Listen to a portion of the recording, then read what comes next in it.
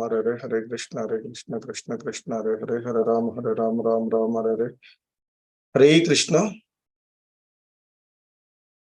So ఈరోజు level 3 కార్యక్రమానికి ISKCON Shri Shri Radha Govinda ఆలయము మంగళూరు కర్ణాటక తరపున మీ అందరికీ స్వాగతం తెలియజేస్తూ ఉన్నాము. సో మనము ఉపదేశ అమృతము గ్రంథంపై ఉన్నటువంటి అందులో శ్లోకాలను అవగాహన చేసుకోవడానికి ప్రయత్నం చేస్తూ ఉన్నాము. సో ముందుగా ప్రార్థన.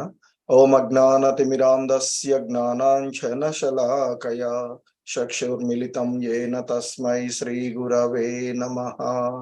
శ్రీ చైతన్య మనోభీష్టం స్థాపితం యేన భూతలే స్వయం రూపః కదా మహ్యం దదాతి స్వపదాంతికం. వందేహం శ్రీగురో శ్రీయుతపదకమలం శ్రీగురూన్ వైష్ణవాంశ శ్రీరూపం సాగ్రజాతం సహగణ రఘునాథాన్వితం తం సజీవం సాద్వైతం సావధూతం పరిజన సహితం కృష్ణ చైతన్య దేవం శ్రీ రాధాకృష్ణ పాదాన్ సహగణ లలిత శ్రీ విశాఖాన్వితాంశ. నమో ఓం విష్ణుపాదాయ కృష్ణ ప్రేష్టాయ భూతలే శ్రీమతే భక్తి వేదాంత స్వామి ఇతి నామినే. నమస్తే సారస్వతీ దేవి గౌరవాణి ప్రచారిణి నిర్విశేష శూన్యవాది పాశ్చాత్య దేశతారిణి. హే కృష్ణ కరుణా సింధో దీనబంధో జగత్పతే గోపేశ గోపికా కాంత రాధా కాంత నమోస్తుతే. తప్త కాంచన గౌరాంగీ రాధే బృందావనేశ్వరి వృషభానుసుతే దేవి ప్రణమామి హరిప్రియే. వాంఛాకల్పతరుభ్యశ్చ కృపా సింధుభ్య ఏవ చ పతితానాం పావనేభ్యో వైష్ణవేభ్యో నమో నమః. జయ శ్రీ కృష్ణ చైతన్య ప్రభు నిత్యానంద శ్రీ అద్వైత గదాధర శ్రీవాసాది గౌర భక్త బృంద. హరే కృష్ణ కృష్ణ కృష్ణ హరే హరే హరే రామ రామ రామ హరే హరే. హరే కృష్ణ అందరికి. సో ఈ శ్రీల రూప గోస్వామి వారి విరచితమైనటువంటి ఉపదేశ అమృతము అనేటువంటి గ్రంథానికి శ్రీల ప్రభుపాదుల వారి యొక్క ప్రామాణికమైనటువంటి వ్యాఖ్యానంతో ఉన్నటువంటి ఈ శ్లోకాలను మనం చూస్తూ ఉన్నటువంటిది. ఈ క్రమంలో మొదటి శ్లోకాన్ని పూర్తి చేసుకున్నాము. రెండవ శ్లోకము చూసి అందులో మధ్యలో ఆ శ్లోకంలో కొన్ని అంశాలను చర్చించుకోవడం జరిగినటువంటిది. సో హరే కృష్ణ. ఆ రెండో శ్లోకము ఎవరైనా? హరే కృష్ణ. హరే కృష్ణ ప్రభుజీ. మాతాజీ. ఓం నమో భగవతే వాసుదేవాయ. శ్రీ ఉపదేశామృతం రెండో శ్లోకము. అత్యాహార ప్రయాసచ్చ ప్రజల్పో నియమాగ్రహ జనసంగశ్చ లౌల్యంచ షడ్భిర్భక్తి వినశ్యతి. హరే కృష్ణ. హరే కృష్ణ. అత్యాహార ప్రయాసశ్చ ప్రజల్పో నియమాగ్రహ జనసంగశ్చ లౌల్యంచ షడ్భిర్భక్తిర్వినశ్యతి. హరే కృష్ణ ప్రభుజీ. హరే కృష్ణ ప్రభుజీ. నేను చెప్తాను ప్రభుజీ. చెప్పండి. అత్యాహార ప్రయాసచ్చ ప్రజల్పో నియమాగ్రహాః జనసంగశ్చ లౌల్యంచ షడ్భక్తిర్వినశ్యతి. హరే కృష్ణ. హరే కృష్ణ. హరే కృష్ణ ప్రభుజీ. అత్యాహార ప్రయాసశ్చ ప్రజల్పో నియమాగ్రహః జనసంగశ్చ లౌల్యంచ షడ్భిర్భక్తిర్వినశ్యతి. హరే కృష్ణ ప్రభుజీ. హరే కృష్ణ. సో హరే కృష్ణ. సో ఈ రెండవ శ్లోకము మనము గత వారం అంతకుముందు క్లాసులో ప్రారంభించుకున్నాము. సో ఆ క్రమంలో శ్రీల ప్రభుపాదుల వారి యొక్క వ్యాఖ్యానము చూస్తూ వస్తున్నాం. సో ఈ రెండవ శ్లోకం మనం అత్యాహార ప్రయాసచ్చ ప్రజల్పో నియమాగ్రహ జనసంగచ్చ లౌల్యం చ షడ్భిర్భక్తి వినశ్యతి. ఇక్కడ అత్యాహార ప్రయాసచ్చ ప్రజల్ప నియమ ఆగ్రహ జనసంగచ్చ లౌల్యం ఈ 6 కూడా షడ్భిర్భక్తి వినశ్యతి అని చెప్తున్నారు. ఈ 6 భక్తిని నశింపచేసేటువంటి విషయాలు. ఇక్కడ అతి ఆహారం అంటే అమితంగా భుజించడం, అంటే అవసరానికి మించి తినడము లేదా అవసరం కంటే ఎక్కువ కూడబెట్టుకునేటువంటి విధానం ఏదైతే ఉందో అది ఒకటి. అలాగే రెండవది పొందడం కష్టతరమైనటువంటి ఉండేటువంటి ఏవైతే ఉన్నాయో మరి అటువంటి ఆ లౌకికమైనటువంటి భౌతికమైనటువంటి విషయాల కొరకు ప్రయాసపడము. ఏమంటున్నారు? అత్యాహార అంటే అవసరానికి మించి తినడము, లేదా ఇంకొక రకంగా కూడా అంటే అవసరానికి మించి కూడబెట్టుకోవడం. రెండవది ఏంది? ప్రయాసపడడం. ఏంటి ఇక్కడ మనం ప్రయాస అంటే కొన్ని ఈ కష్టతరమైనటువంటి అంటే అనవసరమైనటువంటి ఈ భౌతికమైనటువంటి విషయాల కొరకు ప్రయాసపడము. అలాగే మూడవది ప్రజల్పో అనేటువంటి అంశం. ఏంటి మరి ప్రజల్ప అంటే ఆ వ్యర్థ సంభాషణలు, అంటే గ్రామ్య విషయాలను గురించి అనవసరంగా మాట్లాడడము, వ్యర్థమైనటువంటి సంభాషణలు చేయడము. అలాగే ఇంకా మనకి చెప్తున్నటువంటి నియమ అగ్రహ అంటే ఆ నియమ నిబంధనలను గురించి అమితమైనటువంటి ఆసక్తి లేదా అతి నిర్లక్ష్యము అనేటువంటి అంశం. అంటే ఇక్కడ నియమ నిబంధనలు ఏంటి? శాస్త్ర విధి విధానాలను ఆధ్యాత్మికమైనటువంటి పురోగతి కొరకు గాక కేవలము నామమాత్రంగా పాటించడము, లేదా శాస్త్ర విధి విధానాలను తోసిపుచ్చి స్వతంత్రంగా తనకు తోచినటువంటి విధంగా పని చేయడము అనేటువంటి. సో నియమ అగ్రహ అనేటువంటి 2 పదాలు ఇక్కడ వాడబడినాయి. సో అలాగే ఇంకా మనకి చెప్తున్నటువంటి జన సంగచ్చ అంటే ఇక్కడ చెప్తున్నటువంటి లౌకికమైనటువంటి వారి యొక్క సాంగత్వంలో ఉండడము. అంటే సాధారణంగా ఆ కృష్ణ భక్తి భావనలో ఏ మాత్రము అభిరుచి లేనటువంటి లౌకికులతో సాంగత్వంలో ఉండడము. అలాగే ఇక మనకి లౌల్యంచ అంటే అత్యాశ, లౌకికమైనటువంటి భౌతికమైనటువంటి విషయాల పట్ల అతి ఆశను కలిగి ఉండడము అనే 6 అంశాలు ఏవైతే ఉన్నాయో అవి భక్తిని నశింపచేస్తాయి. అంటే మనిషి యొక్క భక్తిలో పురోభివృద్ధికి అవి ఆటంకాలుగా ఉంటాయి అనేటువంటి అంశము. సో అందులో మనము కొన్ని అంశాలను మనము గత క్లాసులో చూసినటువంటి అంశాలు. సో ఇక మనము ఈరోజు క్లాస్ అంతకుముందు మనము ముఖ్యంగా మొదటి అంశాలైనటువంటి అనవసరంగా కూడబెట్టుకునేటువంటి ఆ విషయాలను గురించి, తర్వాత ఉన్నటువంటి ప్రయాసల గురించి మనము చూడడం జరిగినటువంటిది. సో ఇంకా దానిలో కంటిన్యూషన్ గా మనం చూస్తూ ఉన్నట్లయితే, సో మనకి శ్రీల ప్రభుపాదుల వారు ఇక్కడ మనకి ఇస్తున్నట్టు రిఫరెన్స్ గా శ్రీమద్ భాగవతంలో ఉన్నటువంటి అంశాన్ని కోట్ చేస్తున్నారు శ్రీల ప్రభుపాదుల వారు. శ్రీల ప్రభుపాద్ కీ జై. సో శ్రీమద్ భాగవతంలో శ్రీల సూత గోస్వామి సక్రమమైనటువంటి మానవ ధర్మాన్ని ఈ విధంగా సూచించారు అనేటువంటి అంశాన్ని ఇస్తూ, ధర్మస్య వ్యపవర్గస్య నార్తో అర్థాయోప కల్పతే నార్థస్య ధర్మైకాంతస్య కామో లాభయ ఇత స్మృత అంటూ చెప్పినటువంటి సోము. అంటే ఇక్కడ చెప్తూ ఉన్నారు, అన్ని ధర్మాలు నిశ్చయంగా చర్మ మోక్షానికే ఉద్దేశించబడ్డాయి. వాటిని ఎప్పుడు కూడా భౌతిక లాభాల కొరకు నిర్వహింపరాదు. అంతేగాక చర్మధర్మంలో నెలకొనని వాడు భౌతిక లాభాన్ని ఇంద్రియ భోగానికై ఆ అంటే ఆ ఆ అంతిమ పరమధర్మంలో నెలకొని ఉండేటువంటి వాడు ఈ భౌతికమైనటువంటి లాభాలకై, ఆ ఇంద్రియ భోగానికై దాన్ని ఉపయోగించరాదు అనేటువంటి విషయాన్ని చెప్పబడుతూ ఉన్నటువంటి అంశం. అంటే ఇక్కడ ముఖ్యంగా శాస్త్ర నిర్దేశానుసారము ధర్మ నిర్వహణ కావించడము మానవ నాగరికతలో తొలిమెట్టుగా చెప్పబడుతూ ఉన్నటువంటి అంశం. సో శాస్త్రానుసారంగా మనకి భగవద్గీతలో కూడా చెప్తారు ఆయన.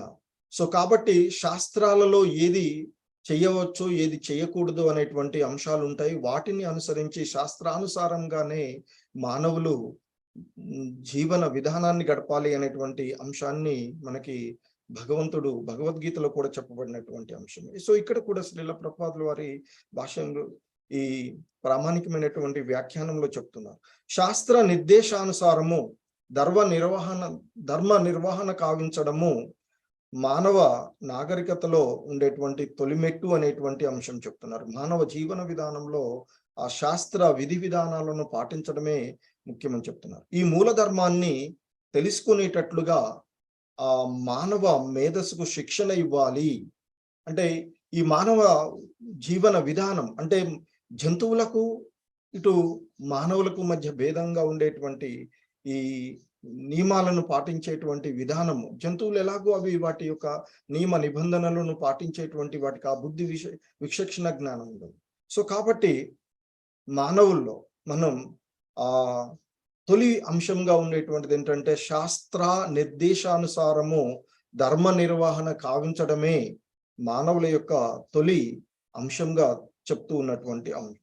సో అయితే మరి ఆ విషయాన్ని తెలుసుకునేటట్లుగా మానవులకు శిక్షణ ఇవ్వాలి అని చెప్తున్నారు. సో దాని కొరకే వివిధ రకాలైనటువంటి పద్ధతులు మనకి ఈ మానవ సమాజంలో మనకి శ్రీల ప్రభుపాదులు చెప్తున్నారు. హిందువులు, క్రైస్తవులు, హిబ్రూలు అని, మహమ్మదీయులు, బౌద్ధులు అని మున్నగు మతాల వారు ఉంటారు. ఎందుకంటే ఆ ధర్మహితమైనటువంటి మానవ సమాజము జంతు సమాజానికి ఏ మాత్రము తీసిపోదు. సో కాబట్టి ఇంత చెప్తున్నాం. సో ఈ మానవులు కూడా ఆ జంతు సమాజంలో ఉంది, కానీ వాటికి భిన్నంగా ఈ నియమ నిబంధనలను పాటిస్తూ బుద్ధిని ఉపయోగిస్తూ జీవించడమే మానవ నాగరికత ప్రధానమైనటువంటి అంశంగా చెప్తూ ఉన్నారు. సో అలాగే ఇక్కడ ఈ ధర్మం ఏదైతే ఉందో దాన్ని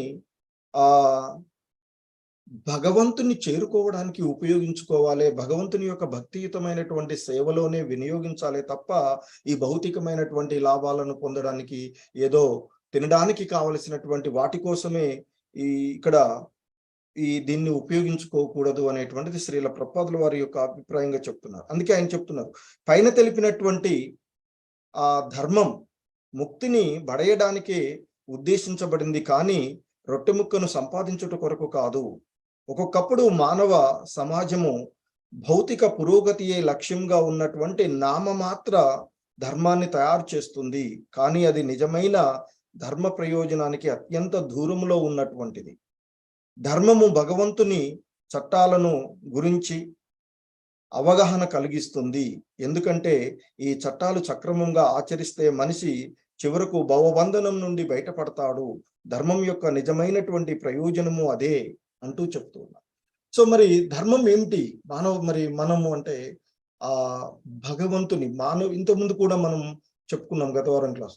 మానవ జన్మ యొక్క ముఖ్య ఉద్దేశము ఆ భగవంతుణ్ణి సేవించడం.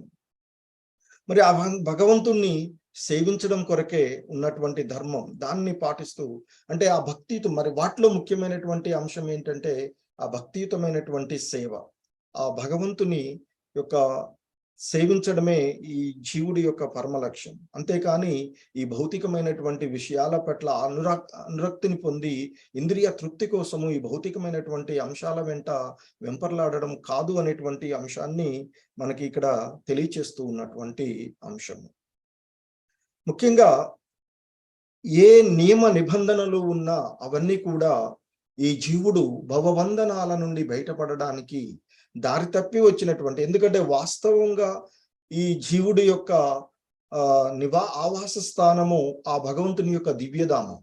మరి అక్కడి నుండి దారి తప్పి వచ్చినటువంటి మనము తిరిగి మళ్ళీ అక్కడికి వెళ్ళడం, ఇక్కడ ఆ అహంకారంతో ఉన్నటువంటి ఆ కొద్దిపాటి స్వేచ్ఛను దుర్వినియోగపరుచుకొని ఆ భగవంతుని పైన ధిక్కార స్వభావం వలన తిరిగి ఈ భౌతిక ప్రపంచంలోకి వచ్చాం. ఈ భౌతిక ప్రపంచము అనేటువంటిది ఏదైతే ఉందో ఇది ఒక జైలు లాంటిది. ఇక్కడ మార్పు కోసం ఈ మానవ జన్మ ఇవ్వబడినటువంటిది తిరిగి మళ్ళీ ఆ భగవంతుని యొక్క దివ్యధామాన్ని చేరుకోవడానికి.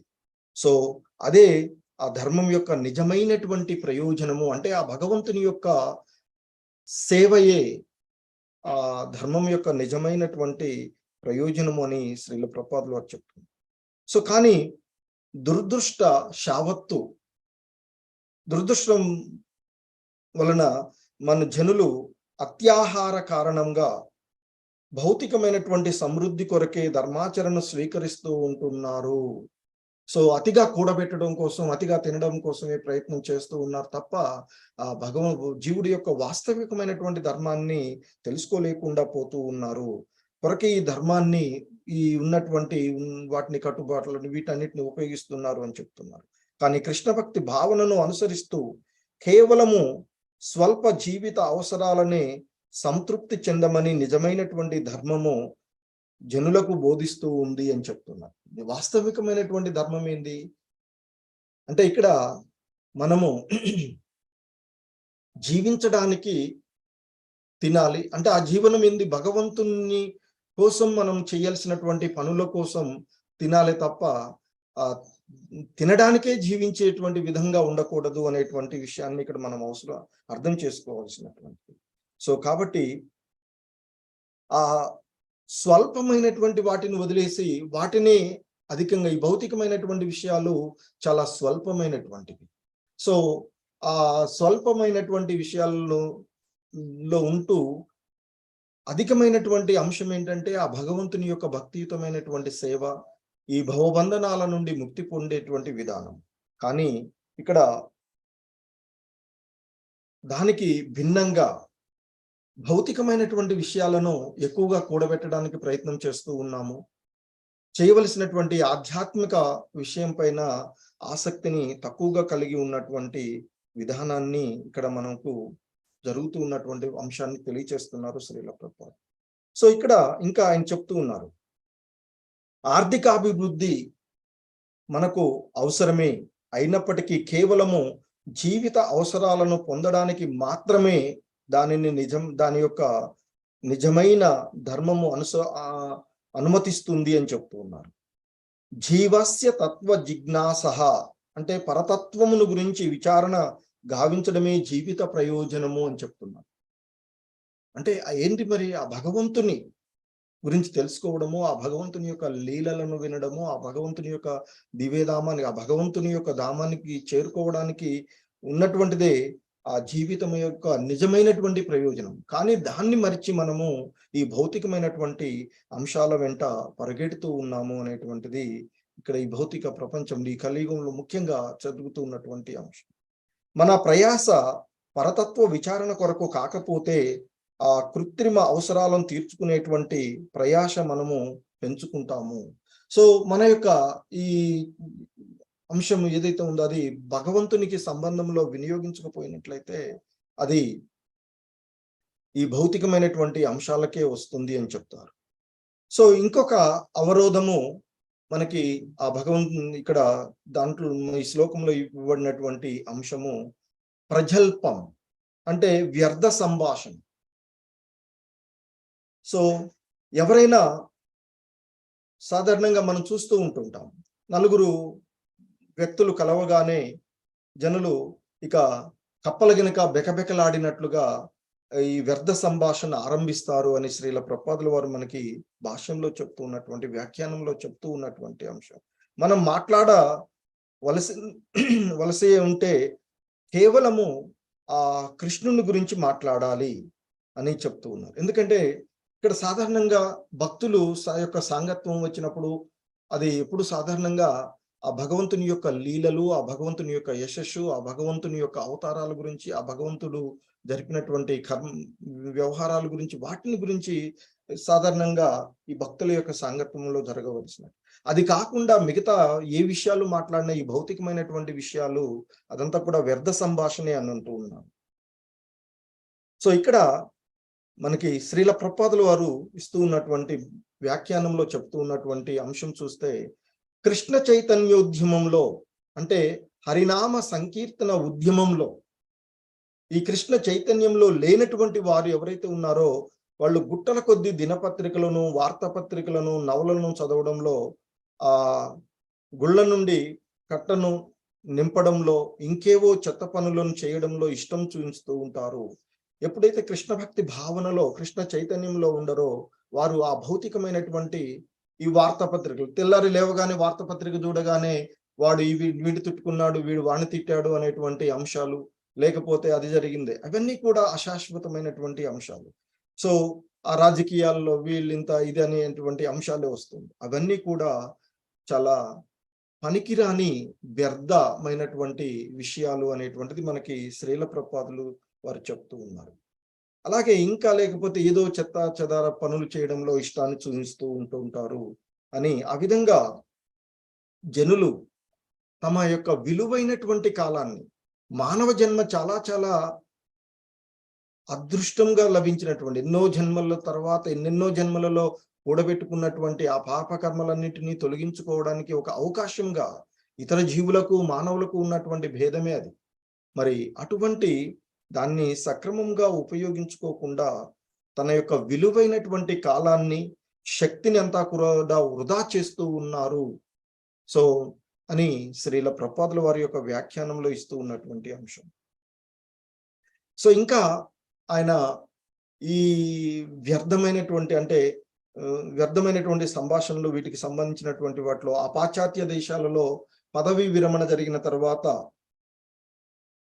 వాళ్ళు ఇక ఆ పదవి విరమణ వాళ్ళు చేసేటువంటి పనులు ఏమి ఉండవు కాబట్టి వాళ్ళంతా ఒక ఏదో సంఘాలుగా ఏర్పాటు చేసుకోవడము, ఆ సంఘాలలో ఆ పేకాట ఆడడము, లేదా చేపలు పట్టడము, దూరదర్శన్ కార్యం చూడడము, వ్యర్థ రాజకీయ చర్చల్లో కాల్పుడు, సో ఇవన్నీ కూడా వ్యర్థమైనటువంటివే అని చెప్తూ ఉన్నారు. కనీసం మన దగ్గర అన్న పదవీ విరమణ తర్వాత హరే కృష్ణ హరే రామ అంటూ చూడాలి అని చెప్తారు. బట్ బయట ఉండేటువంటి విషయాల్లో జరుగుతున్నటువంటి అటువంటి వారిని ఉద్ధరించడానికే వారి యొక్క గురువు గారి యొక్క ఆజ్ఞ అంటే కోరిక మేరకు శ్రీల ప్రభుపాదుల వారు ఇస్కాన్ సంస్థను స్థాపించి ఆ భగవంతుని కృష్ణ చైతన్యంని అందరికీ కూడా ప్రచారం చేస్తూ ఉన్నటువంటి అంశము. సో ఇక ఆయన చెప్తూ ఆ వ్యర్థమైనటువంటి సంభాషణలు, వ్యర్థమైనటువంటి వివిధ సంఘాలను ఏర్పాటు చేసుకుని వాటిలో సమయాన్ని వృధా చేసేటువంటి బదులుగా కృష్ణ భక్తి భావనలో నిమగ్నమై ఉండాలి అని చెప్తున్నారు. సో కృష్ణ భక్తి భావనలోకి వచ్చినటువంటి ఆ కృష్ణ చైతన్యంలో పాల్గొంటూ ఉన్నటువంటి భక్తులు ఎవరైతే ఉన్నారో వారు ఇటువంటి ఆ వ్యర్థ కలాపాలలో ఎన్నడూ కూడా పాల్గొనవద్దు అని చెప్తున్నారు. సో అవన్నీ కూడా ఆ సమయాన్ని వృధా చేసే, మనకున్నటువంటి కొద్దిపాటి సమయాన్ని వృధా చేసేటువంటివే, ఎటువంటి ప్రయోజనాన్ని మనకు చేకూర్చవు అని చెప్తూ ఉన్నారు. సో ఎందుకంటే చిన్న ఉదాహరణగా తీసుకోవచ్చు. మనం ఒక ఏదో ఒకటి సంపాదిస్తూ ఉంటాం, సంపాదన చేస్తూ ఒక 80 సంవత్సరాల వయసు వస్తుంది అనుకున్నాం. సో ఆ క్రమంలో భౌతికమైనటువంటి సంపాదన, మనీ సంపాదన కొంత ఒక ఏదో సంపాదించాము. సో కాలం ఎలాగూ ఆగదు, 80 సంవత్సరాల వయసులో పోయామనుకోండి మళ్ళీ జీరోకే వచ్చేస్తుంది. సో కానీ ఈ భౌతికమైనటువంటి సంపదలు ఎప్పుడూ కూడా జీరోతో మళ్ళీ ఉన్నాం అనుకోండి, ఈ జన్మలో మనం అనుకున్నది సాధించలేకపోయాం అనుకోండి, మళ్ళీ జీరో నుంచే ప్రారంభించాలి. కానీ అదే ఆధ్యాత్మిక విధానంలో భక్తి భావనలో ఉన్నట్లయితే ఆధ్యాత్మికమైనటువంటి అంశాల్లో కొంత సంపాదన ఒక 5% కష్టపడ్డాం అనుకోండి ఈ జన్మలో, మరొక జన్మ మరో జన్మ వచ్చినట్లయితే ఆ జన్మలో మళ్ళీ ఆ 5% భక్తి నుంచే వస్తూ ఉంటుంది. సో కాబట్టి ఆధ్యాత్మికమైనటువంటి అంశంలో ఎటువంటి నష్టము ఉండదు. అది కూడా మనకి కృష్ణ భగవాన్లో భగవద్గీతలో చెప్పినటువంటి అంశం. సో ఇంకా చెప్తున్నారు, జనసంగము అనేది కృష్ణ భక్తి భావనలో, అంటే ఇక్కడ మరొక పదమైనటువంటి ఆ జనసంగం అనేది కృష్ణ భక్తి భావనలో అభిరుచి లేని వ్యక్తులతో సాంగత్యాన్ని సూచిస్తుంది అని చెప్తున్నారు. ఇక్కడ మరి అటువంటి సాంగత్యాన్ని వదిలిపెట్టాలి. ఎందుకంటే ఆ కృష్ణ భక్తి భావనలో లేనటువంటి మామూలుగా మనకు తారసపడేటువంటి అంశాలు కూడా చూస్తూ ఉంటుంటాం. సో మనం ఏదైనా భక్తి గురించి మాట్లాడితే, ఇప్పుడు ఏం చేస్తావా, ఇంకా ఈ భౌతికమైనటువంటి ఇవన్నీ ఉన్నాయి కదా, ఇవి అనుభవించకుండా ఏం చేస్తావు, ఇంకా ఈ రుచులు భౌతికమైనటువంటి అనురక్తుల పైన వాళ్ళకు ఉండేటువంటి వాటిపైన ఇది తినకుండా ఎలా ఉంటారయ్యా మీరు అని మన్ని ఉన్నటువంటి దాన్ని ఇంకా చెడగొట్టేటువంటి అవకాశం ఉంటుంది. కాబట్టి ఆ సాంగత్యాన్ని ఇక్కడ వదిలిపెట్టాలి అని చెప్తూ ఉన్నారు శ్రీల ప్రభుపాదులు వారు. అభక్తులు ఎవరైతే ఉన్నారో వారి యొక్క సాంగత్యాన్ని వీలైనంత వరకు, ఎలాగో కుటుంబ సభ్యులతో తప్పదు, బట్ బయట ఉన్నటువంటి వారితో అనవసరమైనటువంటి విషయాల్లో వారి యొక్క సాంగత్యాన్ని వదిలివేయాలి అనేటువంటిది చెప్తారు. సో అందుకే ఇంకా ఇక్కడ మనకి శ్రీల ప్రభుపాదుల వారు నరోత్తమ దాస ఠాకూర్లు కృష్ణ భక్తుల సాంగత్యంలోనే వసించమని, అంటే భక్త సనేవాస అని మనకు ఉపదేశించారు అంటూ ప్రామాణికమైనటువంటి పూర్వ గురువులు ఆచార్యులు ఇచ్చినటువంటి అంశాన్ని చెప్తూ ఉన్నారు. మనుజుడు సదా భక్తుల సాంగత్యంలో భగవత్ సేవలో నియుక్తుడు కావాలి అని చెప్తున్నారు. ఎందుకంటే ఆ సావాసం వలన, మనకి ఆ సాంగత్యం వలన భక్తిలో పురోభివృద్ధి చెందేటువంటి అవకాశం ఉంటుంది. కాబట్టి ఎప్పుడు కూడా భక్తుల యొక్క సాంగత్యంలోనే ఉండాలి అనేటువంటి అంశాన్ని మనకి ఇక్కడ తెలియచేస్తూ ఉన్నటువంటి అంశం. సో ఇక్కడ ఇంకా ఆయన చెప్తూ ఉన్నారు, ఒకే పోలిక కలిగిన వృత్తి వ్యవహారాలలో నెలకొనినట్టి వారితో సాంగత్యము ఆ వృత్తి వ్యవహారాలలో పురోగమించడానికి మిక్కిలి అనుకూలంగా ఉంటుంది. అందువలన లౌకికులు తమ ప్రయత్నాలను అధికంగా చేయడానికే నానా రకాలైనటువంటి సంఘాలు, సమాజాలను ఏర్పాటు చేస్తూ ఉంటారు. ఉదాహరణకు వాణిజ్య రంగంలో స్టాక్ ఎక్స్చేంజ్లు, వాణిజ్య సంఘాలు వంటివి మనకు కనిపిస్తూ ఉంటాయి. అదేవిధంగా కృష్ణ విస్మృతి కలుగునట్టి భక్తుల సాంగత్యాన్ని పొందే అవకాశాన్ని జనుకులకు వసగడానికే మేము అంతర్జాతీయ కృష్ణ చైతన్య సంఘాన్ని ఏర్పాటు చేశాము అంటూ చెప్తున్నారు. అంటే ఇక్కడ శ్రీల ప్రభుపాదుల వారి యొక్క ఈ వ్యాఖ్యానంలో వారు చెప్తూ ఉన్నటువంటి అంశం, ఏదైనా ఒక దానిపైన అవగాహన ఉన్నటువంటి వాళ్ళు కలిసి, నలుగురు కలిసి ఉన్నప్పుడు వారి యొక్క చర్చల వలన ఆ అంశము పురోభివృద్ధి చెందడానికి అవకాశం అవుతుంది. అందుకే మనం భౌతిక ప్రపంచంలో చూసేటువంటి వివిధ రకాలైనటువంటి వాణిజ్యం ఉన్నారనుకోండి, వర్తక సంఘాలు అని పెట్టుకుంటూ ఉంటుంటారు. సో వివిధ రకాలైన వాళ్ళు వివిధ సంఘాలను పెట్టుకొని ఏమవుతుంది, వారి యొక్క అనుభవాలను అందులో చేసుకోవడం ద్వారా పురోభివృద్ధి చెందుతుంది. అందుకే ఇక్కడ భక్తులు కలిసి ఉండే ఇస్కాన్ సంస్థను స్థాపించడానికి వారు ఉద్దేశాన్ని చెప్తున్నారు. అక్కడికి వచ్చినటువంటి ఆ ఇస్కాన్ సంస్థలోకి వచ్చినటువంటి భక్తులు, కొత్త వాళ్ళైనా ఎవరైనా వచ్చినట్లయితే అంతకుముందు ఉన్నటువంటి భక్తుల యొక్క సాంగత్వంలో ఉండడం ద్వారా వారు ఈ భక్తి భావనలో, భక్తి మార్గంలో పురోభివృద్ధి చెందడానికి అవకాశం ఉంటుంది. అదే ఇస్కాన్ సంస్థ అంటే ఈ కృష్ణ చైతన్యాన్ని ప్రచారం చేయడానికి, ఈ హరినామ సంకీర్తన ఉద్యమాన్ని ప్రచారం చేయడానికే, తద్వారా మానవులకు ఆధ్యాత్మికమైనటువంటి అంశాన్ని, ఆధ్యాత్మికమైనటువంటి సాంగత్వాన్ని. సో మనకి అలాగే ఇక్కడ చూస్తూ ఉన్నాం, ఈ విధమైనటువంటి అవకాశాన్ని కలగజేయకపోతే మనం ఈ మార్నింగ్ ఈ క్లాసుల్లోకి ఏర్పాటు ఇస్కాన్ మంగళూరు వారు, ముఖ్యంగా నామనిష్ఠ దాస ప్రభు మనకి ఈ అవకాశాన్ని, ఈ కోవిడ్ రాగానే అందరికీ కూడా భగవద్గీత పైన ఆన్లైన్లో, ఎందుకంటే ఇంట్లోనే ఉండి ఈ భక్తిని తెలుసుకునేటువంటి అవకాశాన్ని కలగజేశారు. సో అదే ఉద్దేశాన్ని, శ్రీల ప్రభుపాదుల వారి యొక్క ఉద్దేశాన్ని నెరవేరుస్తూ ఇస్కాన్ మంగళూరు కూడా భక్తి భావనలో ఉండేటువంటి వారిని ఒక రకంగా క్లాసులలో కలిసి ఈ భక్తి గురించి వినేటువంటి అవకాశాన్ని ఏర్పాటు చేస్తుంది. సో ఎంతో మంది ఉన్నారు, కానీ ఉపయోగించుకునేది కొద్ది మందిమే ఉపయోగించుకుంటూ ఉంటున్నారు. సో ఆ విధంగా మనము ఒకళ్ళొకళ్ళు కలిసి ఆ భక్తి భావాలను చర్చించుకోవడం ద్వారా ఆ జీవుడి యొక్క, మానవ జన్మ యొక్క ఆ సార్థకాన్ని నెరవేర్చుకుని, అంటే ఏంటి సార్ మానవ ముఖ్య ఉద్దేశము? భగవంతుని సేవ చేయడం. ఆ అంశాలను తెలుసుకోవడానికి మనం ప్రయత్నం చేస్తూ ఉన్నాం. మిగతా వాళ్ళు లేవగానే పేపర్ చదువుకుంటూ లేదా ఏదో సీరియల్ చూస్తూ అనవసరమైనటువంటి భౌతికమైనటువంటి టైం సమయం అంతా కూడా వ్యర్థం చేస్తుంది. సో కాబట్టి ఇక్కడ మనకి శ్రీల ప్రభుపాదులు వారు చెప్తూ ఉన్నారు, ఈ హరినామ సంకీర్తన ఉద్యమం ద్వారా మేము అందించేటువంటి ఆధ్యాత్మిక సాంగత్యము రోజు రోజుకు పెరుగుతూ ఉన్నది. సో శ్రీల ప్రభుపాదులు వారు స్టార్ట్ చేసినప్పుడు అక్కడ US లో ఒకటి, ఆ తర్వాత ప్రపంచ వ్యాప్తంగా ఇది ప్రారంభించబడే అనేక దేశాలలో ఇప్పుడు ఇస్కాన్, ఈ కృష్ణ చైతన్య ఉద్యమము చాలా ఉధృతంగా ప్రపంచ వ్యాప్తంగా చాలా అందరికీ కూడా అందుతూ ఉన్నటువంటి అంశం. సో ఇంకా వారు చెప్తూ ఉన్నటువంటి నిద్రాణంగా ఉన్నటువంటి కృష్ణ భక్తి భావం, ప్రతి జీవుడు కూడా భగవంతుని యొక్క అంశే. భగవంతుడు మనకు భగవద్గీతలో చెప్పినట్టు మరి అటువంటి ఆ భగవంతుని యొక్క అంశలుగా ఉన్నటువంటి మనలో సుప్తావస్థ స్థితిలో, ఎందుకంటే విత్తనాలు చూస్తూ ఉంటాం, బయట ఉన్నటువంటి వరకు అది మొలకెత్తకుండా అలాగే ఉంటుంది. విత్తనం సాధారణమైనటువంటి గింజగానే ఉంటుంది, కానీ దానికి సరైనటువంటి పాళ్ళలో నీరు, నేల, మృత్తిక, తేమ అవన్నీ కూడా అందినట్లయితే విత్తనాలు మొలకెత్తుతూ ఉంటాయి. సో అలాగే మనలో మానవులలో నిద్రాణంగా ఉన్నటువంటి కృష్ణ భక్తి భావనను జాగృతం చేయడానికి ఈ కృష్ణ చైతన్య ఉద్యమం, ఇస్కాన్ సంస్థ స్థాపించబడిందని, సో తద్వారా జనులందరికీ కూడా ఈ ఆధ్యాత్మిక అంశాలను తెలియచేస్తూ వారి యొక్క జీవితంలో భగవంతుని వైపుకి, అంటే జీవుడి యొక్క పరమగమ్యమైనటువంటి ఆ భగవంతుని కృష్ణ చైతన్యంలో పాల్గొనే విధంగా ఈ సంఘం చేస్తుంది, ఇస్కాన్ సంస్థ చేస్తుంది అని. అందుకే జనులందరూ కూడా ఈ ఇస్కాన్ లోనే జాయిన్ అవుతూ ఉన్నారు అనేటువంటి అంశం చెప్తున్నారు.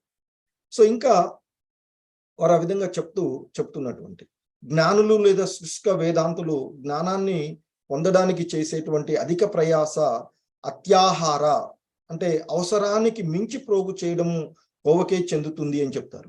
ఈ సమాజంలో మనకి కొన్ని ఇతర ఉన్నటువంటి వాళ్ళు చూస్తూ ఉంటుంటాం. సో జ్ఞానులు అని శుష్క వేదాంతాలు, మాయావాదు, ఇంకా చెప్పాలని మాయావాదు.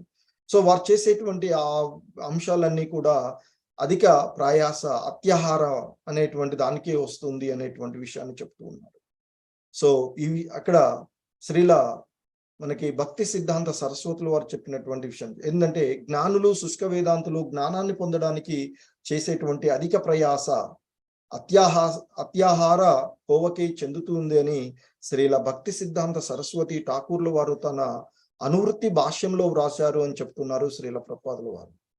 అలాగే కృష్ణ భక్తి రహితమైనటువంటి శుష్క వేదాంతంపై పెక్కు గ్రంథాలను రచించినటువంటి జ్ఞానులు చేసేటువంటి ప్రయత్నము పూర్తిగా నిరర్ధకమని శ్రీమద్ భాగవతము అభిప్రాయం.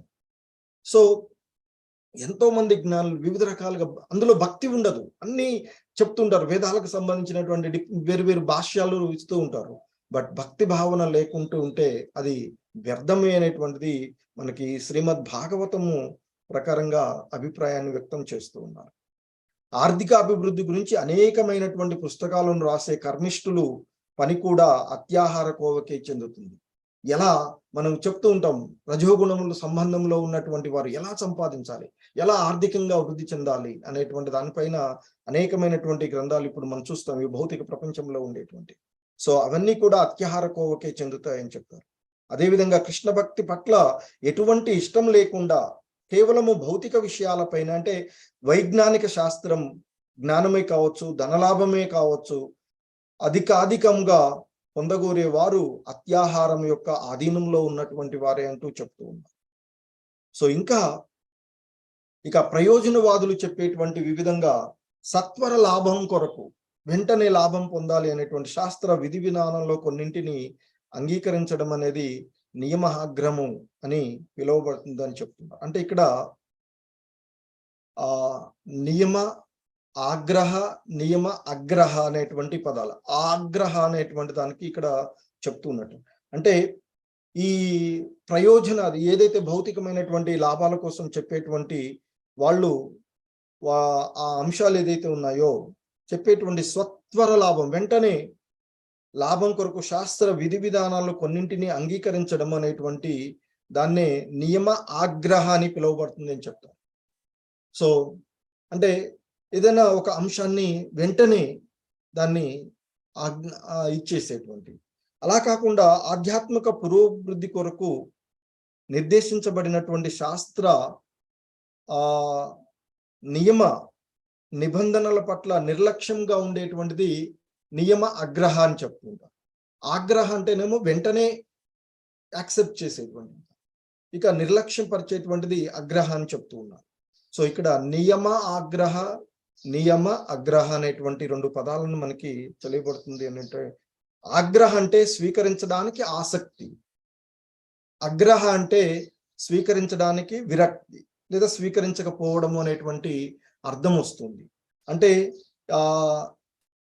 ఆ శాస్త్ర నియమాలను తన స్వప్రయోజనాల కోసం వెంటనే వాటిని అంగీకరించినట్లయితే అది నియమాగ్రహ అవుతుంది, నియమ ఆగ్రహ. సో వాటిని నిర్లక్ష్యపరిచినట్లయితే నియమ ఆగ్రహ అని చెప్తూ ఉన్నారు. సో ఇక్కడ నియమ అనేటువంటి పదానికి ఆగ్రహాన్ని జతకూర్చిన అగ్రహాన్ని జతకూర్చిన సేమ్ మీనింగ్ వస్తూ ఉంటుంది అనేటువంటి సంధిలో ప్రకారంగా చెప్తూ ఉన్నారు.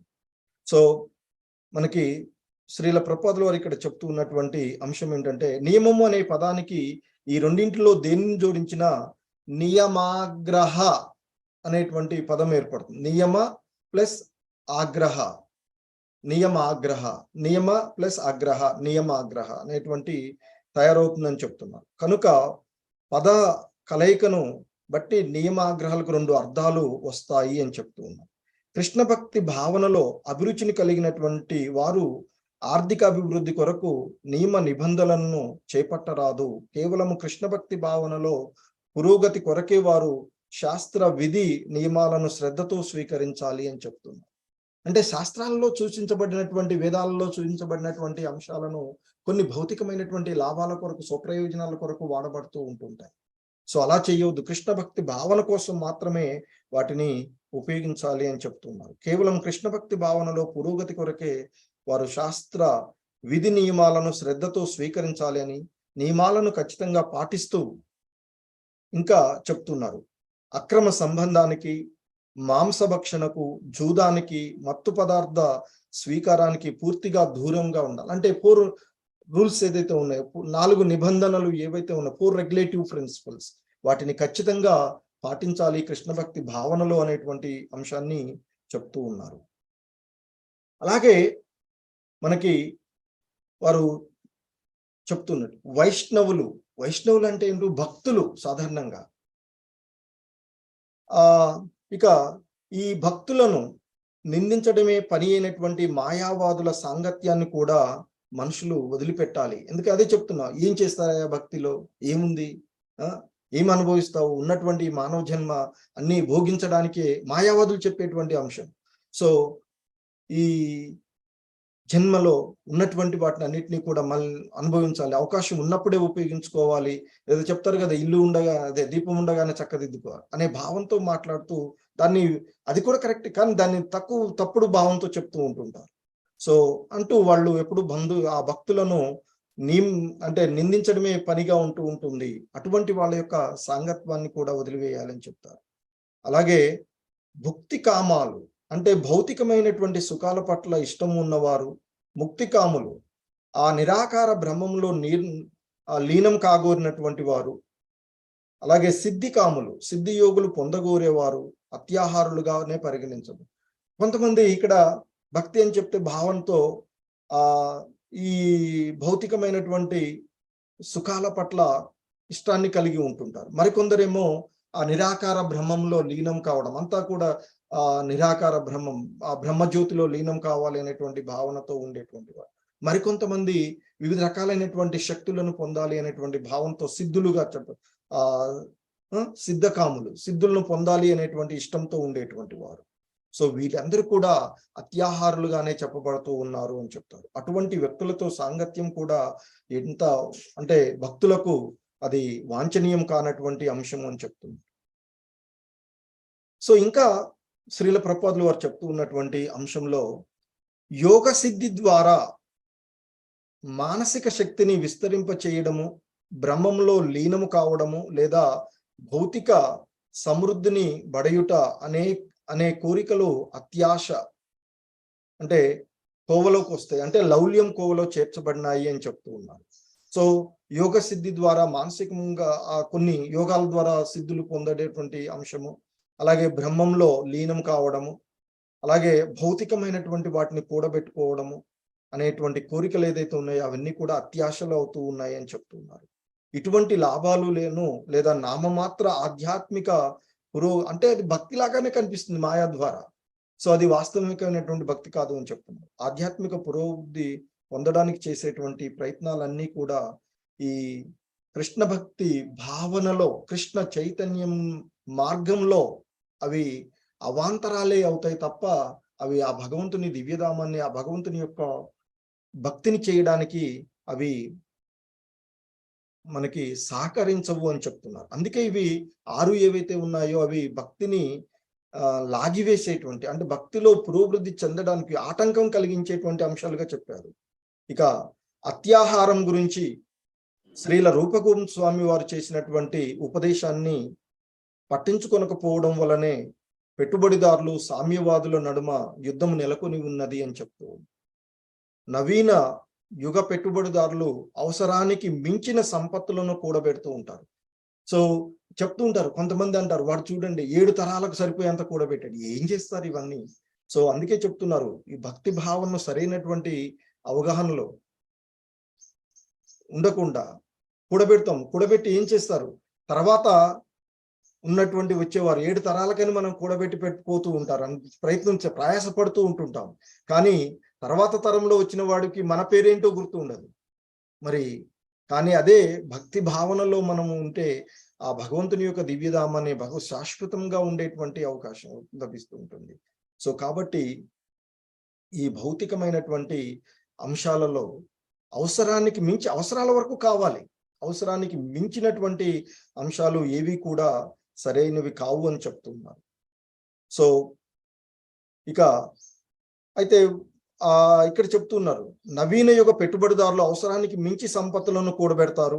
వారి సంపదకు అసూయ చెందేటువంటి సామ్యవాదవాదులు ఆ సంపదలన్నింటినీ కూడా జాతీయం చేయాలి అని చెప్తారు. మన దగ్గర కూడా తెలిసినటువంటి ఇంతకంటే ఎక్కువ ఆస్తులు ఉంటే వాటిని ప్రభుత్వ పరం చేయాలి అనేటువంటి భావనలు ఒక బాగానే ఉండేటువంటివి.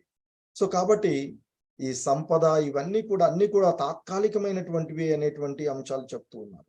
సో కానీ అటు అంటే ఆ పెట్టుబడి సామ్యవాదులు వీటికి ఆ తత్వాలు విరుద్ధంగా కృష్ణ భక్తి భావన సిద్ధాంతము సర్వ సంపత్తులు కృష్ణుడికి చెందినవే అని చెప్తూ ఉంటారు.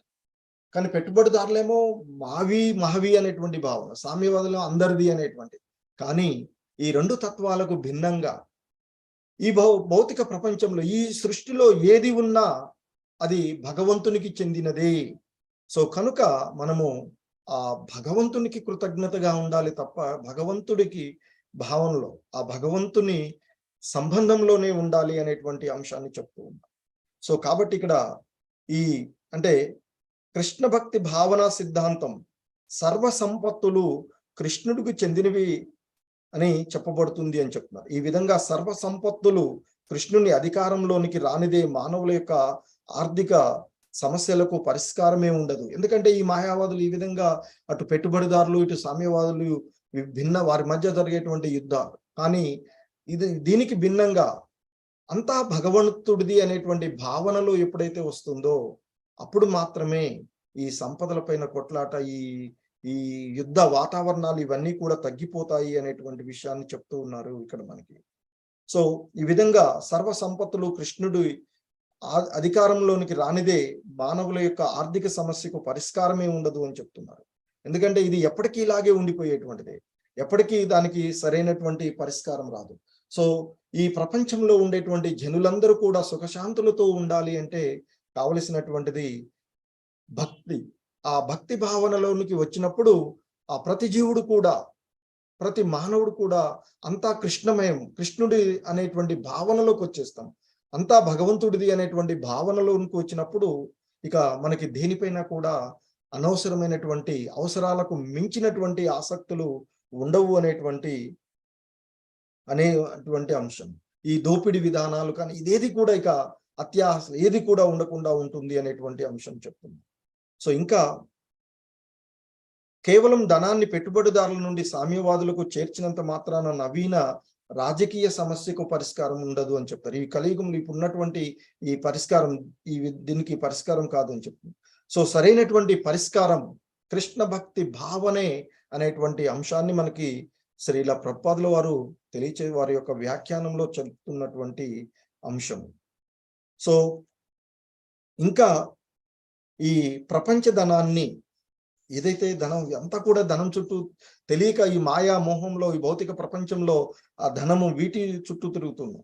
కేవలం ధనాన్ని పెట్టుబడిదారుల నుండి సామ్యవాదులకు చేర్చినంత మాత్రాన నవీన రాజకీయ సమస్య తీరదు అని, ఎందుకంటే ధనం లభించగానే సామ్యవాది కూడా దానిని తన ఇంద్రియ భోగాలకే వాడుకుంటూ దాన్ని నిరూపించడం జరిగింది.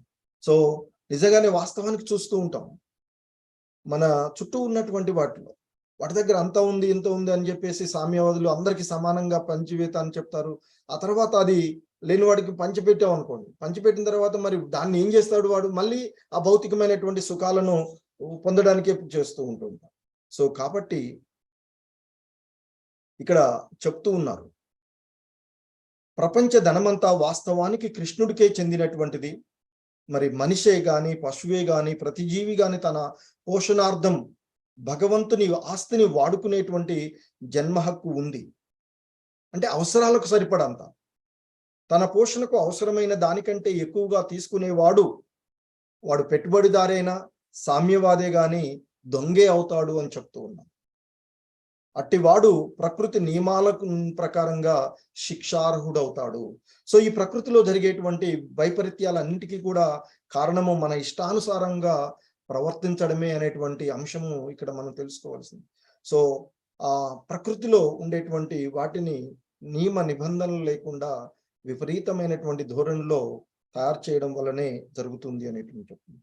ప్రపంచ ధనాన్ని సకల జీవుల సంక్షేమానికే ఉపయోగించాలి, అదే ప్రకృతి మాత ప్రణాళిక.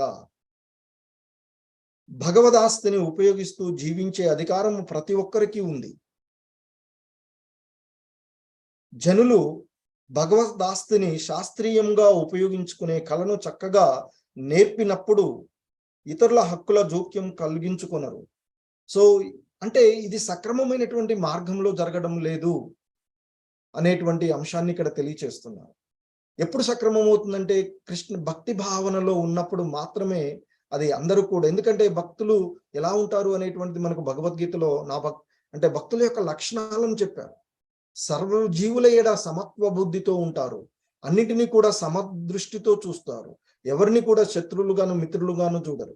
సో కాబట్టి అటువంటి పరిస్థితులలో ఇక అంతా కూడా భక్తి భావనలో ఉన్నటువంటి పరిస్థితులలో అందరూ కూడా ఒకరిపైన ఒకరు ఈ దాడులు ఇవన్నీ ఈ యుద్ధ వాతావరణాలు, ఒకళ్ళపైన ఒకళ్ళకి అసూయ, మిథ్యా అహంకారాలు ఇవేవి కూడా ఉండవు భక్తి భావనలో ఉండవు. సో కాబట్టి జనులు భగవదాస్తిని శాస్త్రీయంగా ఉపయోగించుకునేటువంటి కళను చక్కగా నేర్చినప్పుడు ఇతరుల యొక్క హక్కుల జోక్యం కల్పించుకొనరు. అప్పుడు ఒక ఆదర్శనీయమైనటువంటి సమాజం తయారవుతుంది. సో అంటే ఈ సమాజం అంతా సుఖశాంతులతో ఉండాలి అంటే దానికి ముఖ్యంగా ఉండేటువంటి అంశము భక్తి భావన అనేటువంటి అంశాన్ని మనకి తెలియచేస్తూ ఉన్నారు. సో అటువంటి ఆధ్యాత్మిక సమాజానికి మూల సిద్ధాంతము, సో ఇక్కడ శ్రీల ప్రభుపాదుల వారు చెప్తున్నారు, ఈశోపనిషత్తు మొదటి మంత్రంలో ఇలా చెప్పబడింది అని చెప్తూ ఉన్నారు. ఆల్రెడీ మీరు ఆ ఈశోపనిషత్తు చూసి ఉంటారు. ఈశావాస్యమిదం సర్వం యత్కించ జగత్యాం జగత్ తేన త్యక్తేన భుంజీత మాగ్రద కస్య స్విద్దనం. సో అక్కడ చెప్పబడినటువంటి ఆ ఈశోపనిషత్తులో చెప్పబడినటువంటి అంశం, ఈ విశ్వంలోని చేతనమైనవి అచేతనమైనవి అయిన సమస్తము, అంటే చైతన్యవంతమైనవి చైతన్యంలో లేనటువంటివి, అంటే జీవ పదార్థాలు జడ పదార్థాలు అనే. సో ఈ విశ్వంలో ఉండేటువంటి చేతనమైనవి అచేతనమైనవి అయిన సమస్తము భగవంతుని చేతనే నియంత్రించబడి అతనికే చెందియున్నది. కనుక మనుజుడు తన అవసరం కొరకు తన వంతు ఏర్పరచబడిన వాటిని మాత్రమే తీసుకోవాలి. ఇతరుల కొరకు అంటే ఇతరములు ఎవరికి చెందినవో చక్కగా తెలుసుకుని వాడే వాటిని అతడు స్వీకరింపరాదు. అంటే మన కొరకు ఏదైతే ఉందో అది మాత్రమే తీసుకోవాలి అనేటువంటి చెప్తుంది. సో కాబట్టి ఈ విశ్వంలో ఉండేటువంటి ఈ సృష్టిలో ఈ ప్రపంచంలో ఉండేటువంటి ప్రతిదీ కూడా భగవత్ సంపదే. మరి అది ఆయన చేత నియంత్రించబడుతుంది. ఆయన చెప్తారు భగవద్గీతలో కూడా మనం చెప్తారు, ఈ సృష్టి అంతా నా యొక్క అధ్యక్షణలోనే, నా యొక్క 2 శక్తుల ద్వారా, పరాప్రకృతి అపర ప్రకృతి అనేటువంటి ప్రకృతుల ద్వారానే నడుస్తూ ఉన్నది. పరాప్రకృతి అపర ప్రకృతి. పరాప్రకృతి అంటే చైతన్యం ఉన్నటువంటి, సో అపర ప్రకృతి అంటే భౌతిక పదార్థాలు. సో అవన్నీ కూడా బాహ్య శక్తి, అంతర్గత శక్తి అని చెప్తుంది. అలాగే సో ఈ విధంగా ఆ సంబంధాన్ని తెలుసుకున్నటువంటి, అంటే ప్రతిదీ కూడా భగవత్ సంబంధం అనేటువంటి తెలుసుకుని మనకేదిందో ఎవరికేది ఇవ్వబడిందో అనేటువంటి చక్కగా తెలుసుకున్నప్పుడు మాత్రమే ఈ సమాజంలో ఎటువంటి ఇబ్బందులు లేకుండా సక్రమమైనటువంటి మార్గంలో ఉంటుంది అని చెప్తున్నారు. సో ఇంకా చెప్తున్నారు, జీవులందరికీ సకల జీవ అవసరాలు తీరే విధంగా భగవంతుడు పూర్తి ఏర్పాటుతో ఈ భౌతిక జగత్ సృష్టించబడిందని కృష్ణ భక్తులు చక్కగా తెలుసుకుని ఉంటారు అని చెప్తున్నారు. ఎవరైతే కృష్ణ చైతన్యంలో ఉంటారో వారికి ఇది సరిగా అర్థమవుతుంది అని చెప్తున్నారు. ఎందుకంటే ఈ సృష్టిలో సృష్టించబడినటువంటి జీవులందరికీ కూడా వారి యొక్క జీవన అవసరాలను తీర్చే విధంగా ఆ భగవంతుడు పూర్తి ఏర్పాటు చేయబడింది అని చెప్తూ ఉంటారు. మరి అది తెలుసుకున్నప్పుడు ఇక ఎటువంటి ఇబ్బంది లేకుండా ఉంటుంది. అది కృష్ణ భక్తులకు అంటే భక్తి భావనలో ఉన్నటువంటి వారికి మాత్రమే సాధ్యమవుతుందని చెప్తారు. సో పరస్పర జీవితాలతో గాని హక్కులతో గాని జీవులు జోక్యం కల్పించుకోవలసినటువంటి అవసరమే ఉండదు. అది తయారు చేయబడింది. ఈ సంపూర్ణమైన ఏర్పాటు ప్రతి ఒక్కరికి వారి నిజమైన అవసరాలను బట్టి తగినంత ధనభాగాన్ని కేటాయిస్తుంది. ఆ విధంగా ప్రతి ఒక్కరూ సరళ జీవన విధానము, ఉన్నతమైనటువంటి చింతన అనేటువంటి సిద్ధాంతాన్ని అనుసరించి శాంతియుతంగా జీవించవచ్చును. భగవత్ ప్రణాళికలో విశ్వాసము గాని, ఉన్నత ఆధ్యాత్మిక పురోగతిలో ఆసక్తి గాని లేనటువంటి లౌకికులు ఆ భగవద్దత్తమైనటువంటి తమ మేధస్సును దురదృష్టశావత్తు కేవలము సంపదలను పెంచుకోవడానికి ఉపయోగిస్తారు. సో ఇక్కడ మనకి చెప్తున్నటువంటి, మనకి ఇతర జీవులకు మనకి ఉన్నటువంటి మేధస్సు, దీనిని వాస్తవానికి దేనికి ఉపయోగించాలి? ప్రతిదీ కూడా భగవత్ సంబంధంలో ఉపయోగించాలి. భగవంతుని గురించి తెలుసుకోవడానికి, భగవంతుని లీలలు తెలుసుకోవడానికి, ఆ శాస్త్రాలపైన సరైనటువంటి అవగాహన, వాటిలో సూచించబడినటువంటి అంశాలను భక్తి భావనలో వినియోగించుకోవడానికి చేయాలి. కానీ దురదృష్టశావత్తు ఆ మేధస్సు ఏదైతే ఉందో దాన్ని విపరీత మార్గాలలో ఉపయోగించడం ద్వారానే ఈ విధమైనటువంటి అనార్థాలు ఏర్పడుతూ ఉన్నాయి అనేటువంటి అంశాన్ని చెప్తున్నారు. ఎందుకంటే దీన్ని భౌతికమైనటువంటి సంపదలను పెంచుకోవడం, వాస్తవానికే ఆధ్యాత్మికమైనటువంటి సంపత్తు పెంచుకోవాలి. ఆధ్యాత్మికమైనటువంటి సంపద మాత్రమే స్థిరంగా ఉండగలిగేటువంటిది, అది మాత్రమే శాశ్వతమైనది, అది మాత్రమే భగవంతుని యొక్క, అంటే మన యొక్క వాస్తవికమైన నివాసానికి తిరిగి చేకూర్చగలిగేటువంటి. మరి ఎప్పుడు కూడా మనము ఒక వ్యక్తి ఏదో పొరపాటున తప్పు చేసి జైల్లోకి వెళ్ళాడు అనుకోండి, జైలు అతడి యొక్క వాస్తవికమైనటువంటి ఆవాసం కాదు. ఆ ఆవాసం నుండి బయటపడి తన యొక్క వాస్తవికమైనటువంటి ఆవాసం ఏదో అక్కడికి చేరాలి. కానీ ఈ జైలే బాగుంది, అక్కడే ఉన్నటువంటి వాటిలో పైన చేసి కాదు. సో అదే చెప్తూ ఉన్నారు ఇక్కడ. సో ఆ మేధస్సును దురదృష్టశావత్తు కేవలము సంపదలను పెంచుకోవడానికే ఉపయోగిస్తూ ఉన్నారు. తమ భౌతికమైనటువంటి స్థితిని పెంచుకోవడానికి వారు పెట్టుబడిదారు విధానము లేదా లౌకిక సామ్యవాదం వంటి ఎన్నో పద్ధతులను సృష్టిస్తూ ఉన్నారు. వారికి భగవన్ నియమాలతో గాని ఉన్నత లక్ష్యంతో గాని అభిరుచి ఉండదు. సో ఆ విధంగా పెట్టుబడిదారి గాని సామ్యవాద విధానాల్లో ఉండేటువంటి వారికి ఈ భక్తి భావనలో వాస్తవికమైనటువంటి ఈ విషయాలపైన వారికి ఆసక్తి ఉండదు అని చెప్తుంది. తమ అపరిమితమైనటువంటి ఇంద్రియ భోగ కోరికలను తీర్చుకోవడానికి ఎల్లప్పుడూ తహతహలాడుతూ ఉంటారు. తోటి జీవులను స్వార్థ ప్రయోజనాలకు వాడుకోగలిగితే తమ స్వార్థాన్ని ప్రస్ఫుటంగా కనబరుస్తూ ఉంటారు. చూస్తూ ఉంటాం మనం ఇప్పుడు సమాజంలో ఉన్నటువంటి ప్రతిదీ కూడా స్వార్థపూరితమైనటువంటి విధానాలతోనే. మరి ఇవన్నీ ఎప్పుడు తొలగిపోతాయంటే మానవులందరూ కూడా భక్తి భావనలోనికి వచ్చినప్పుడే, మానవులందరూ కూడా వారి వారి యొక్క వాస్తవికమైనటువంటి స్థితిని తెలుసుకున్నప్పుడు మాత్రమే అది సాధ్యమవుతుంది అనేటువంటి విషయాన్ని మనకి శ్రీల ప్రభుపాదుల వారు చెప్తూ ఉన్నటువంటి అంశం. సో దాని కొరకే ఈ సమాజంలో ఆధ్యాత్మికమైనటువంటి సంపదలను, ఆధ్యాత్మికమైనటువంటి మార్గాలను ఏర్పరచడానికి, మానవులకు అందించడానికి ఏర్పాటు చేయబడినటువంటిదే ఈ ఇస్కాన్ సంస్థ. సో భగవంతుని యొక్క జ్ఞానాన్ని అందరికీ విజ్ఞానం భగవద్గీత, భాగవతము, ఇతర గ్రంథాల ద్వారా తెలియచేయడానికి ఏర్పాటు చేయబడిందే ఇస్కాన్. సో ఆ విధంగా చెప్తూ ఉన్నటువంటి విషయం. సో ఇంకా వారు చెప్తున్నారు, శ్రీల రూపగోస్వాములు వారు తెలిపినట్లుగా ఈ ప్రాథమిక దోషాలు ఏదైతే ఈ 6 దోషాలు మనకి 2వ శ్లోకంలో శ్రీల ప్రభుపాదుల్ని మనకి రూపగోస్వాములు వారు ఇచ్చినటువంటి ఈ అంశాలు ఏవైతే ఉన్నాయో వీటిని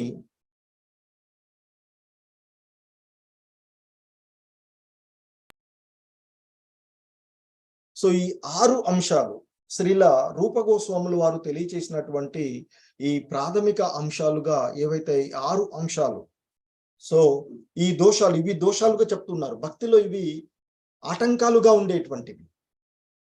సో వారు మనకి ఇక్కడ చెప్తున్నటువంటి అంశము షడ్బిర్ భక్తి వినశ్యతి అని చెప్తున్నారు. ఈ 6 ఏదైతే ఉన్నాయో అత్యాహార, ప్రయాసచ్చ, ప్రజల్పో, నియమాగ్రహ, జనసంగచ్చ, లౌల్యం అనేటువంటి 6 ఏదైతే ఉన్నాయో ఇవి మానవుడి యొక్క భక్తికి ఆటంకాలు అని చెప్తున్నారు. ఇవి ప్రాథమికమైనటువంటి దోషాలు. మానవ సమాజము విడిచినప్పుడు అంటే ఈ 6 రకాలైనటువంటి దోషాలు ఏవైతే ఉన్నాయో, ఈ అంటే అవసరానికి మించి తినడము లేదా కూడబెట్టుకోవడము, అనవసరమైనటువంటి కష్టతరమైనటువంటి లౌకిక విషయాల కొరకు ప్రయాసపడము, అనవసరమైనటువంటి విషయాలను గురించి, గ్రామ్య విషయాలను గురించి చర్చించడము, శాస్త్ర విధి విధానాలను ఆధ్యాత్మిక పురోగతి కొరకు కాకుండా కేవలము నామమాత్రంగా పాటించడము లేదా శాస్త్ర విధి విధానాలను తోసిపుచ్చడం, నియమ అగ్రహ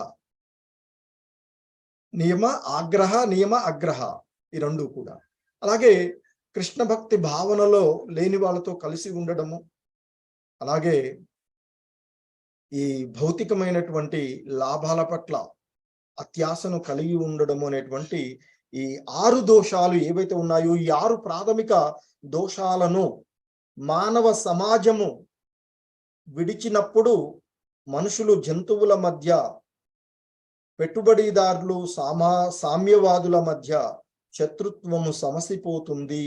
అంతేకాకుండా ఆర్థిక సమస్యలు, రాజకీయ సమస్యలు, అస్థిరత వంటివి పరిష్కరించబడతాయి. కృష్ణ చైతన్య ఉద్యమము శాస్త్రీయంగా ఇచ్చే ఆధ్యాత్మిక విద్యాభ్యాసము వలన ఈ విశుద్ధ చైతన్యము జాగృతమవుతుంది అంటూ మనకి శ్రీల ప్రభుపాదుల వారు, రూపగోస్వాముల వారు, మనకి షడ్గోస్వాములలో ఉన్నటువంటి రూపగోస్వాముల వారు ఆ చైతన్య మహాప్రభువుల వారు బోధించినటువంటి బోధనలన్నింటినీ కూడా మనకి అందించినటువంటి వారు. సో ఆ సాక్షాత్తు కలియుగంలో భగవంతుని యొక్క అవతారం, భక్తుడిగా వచ్చినటువంటి దేవాది దేవుడు కృష్ణ భగవానుల వారే చైతన్య మహాప్రభువులో వచ్చి తన తన శిష్యులకు అందించినటువంటి వారిలో నేరుగా ఉన్నటువంటి వారు రూప గోస్వామి, సనాతన గోస్వాములు వంటి వారు. సో రూప గోస్వాముల వారు ఇచ్చినటువంటి ఈ అంశాన్ని చెప్తున్నారు. నియమాలు ఏంటి అనేటువంటి ఏవి భక్తిలో అవరోధాన్ని కలిగిస్తూ ఉన్నాయి అంటే ఇక్కడ చెప్పినటువంటి 6 ప్రాథమిక దోషాలను చెప్తున్నారు. ఈ ఎప్పుడైతే మానవ సమాజం వదిలివేస్తుందో అప్పుడు మనుషులకు, జంతువులకు మధ్య, అలాగే పెట్టుబడిదారులకు, సామ్యవాదులకు మధ్య శత్రుత్వము నశించిపోతుంది అని చెప్తున్నారు, తొలగిపోతుంది అని చెప్తున్నారు. అంతేకాకుండా ఈ సమాజంలో ఉండేటువంటి ఆర్థికమైనటువంటి సమస్యలు కానీ, రాజకీయమైనటువంటి సమస్యలు కానీ, అలాగే అస్థిరత వంటివి అన్ని కూడా పరిష్కరించబడతాయి అని చెప్తున్నారు. సో దాని కొరకు కృష్ణ చైతన్య ఉద్యమము శాస్త్రీయంగా ఇచ్చేటువంటి అంటే ఇస్కాన్ ద్వారా కృష్ణ చైతన్య ఉద్యమం చైతన్య మహాప్రభువులు వారు ఇచ్చినటువంటి ఇచ్చేటువంటి ఆధ్యాత్మిక విద్యాభ్యాసం అవసరము. అంటే ఆధ్యాత్మిక విషయాలపైన అవగాహన పెంపొందించడము అవసరం అని చెప్తూ ఉన్నాం. సో అందువల్ల దాని ద్వారానే ఈ విశుద్ధ చైతన్యము జాగృతమవుతుంది అని చెప్తున్నారు. అలాగే ఇంకా ప్రపంచంలో ప్రశాంతతను కలగజేసేటువంటి ఆధ్యాత్మిక సమాజాన్ని ఈ కృష్ణ చైతన్య ఉద్యమము అందిస్తుంది. ఈ ప్రపంచానికి శాంతియుతమైనటువంటి ప్రశాంతతను కలగజేసేటువంటి అంశాన్ని ఇవ్వగలిగేటువంటిది కూడా ఈ కృష్ణ చైతన్య ఉద్యమమే అని చెప్తూ ఉన్నారు.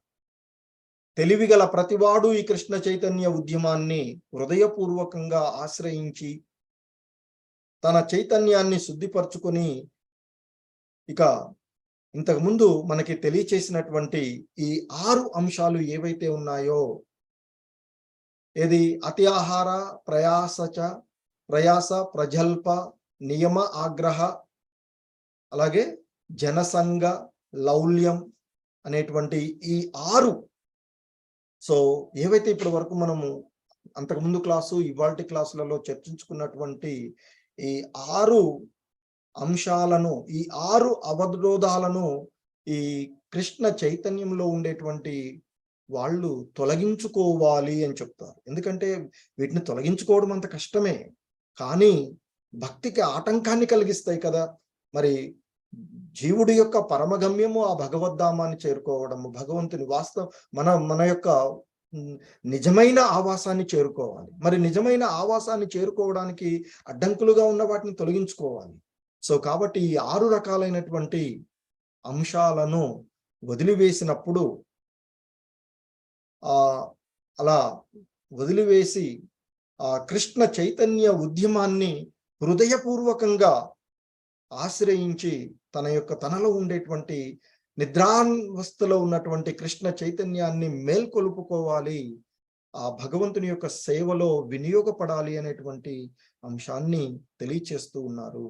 హరే కృష్ణ. ఈ విధంగా 2వ శ్లోకం ఉపదేశ అమృతంలోని 2వ శ్లోకంను శ్రీల రూప గోస్వామి వారి యొక్క భావాన్ని ఇస్కాన్ వ్యవస్థాపక ఆచార్యులైనటువంటి శ్రీల ప్రభుపాదుల వారు ప్రామాణికమైనటువంటి వ్యాఖ్యానము తెలుసుకోవడానికి ప్రయత్నం చేశాము, మీకు చదివి వినిపించాను. సో మీ అందరికీ కూడా ధన్యవాదాలు, ఓపికగా విన్నటువంటి మీకు. హరే కృష్ణ.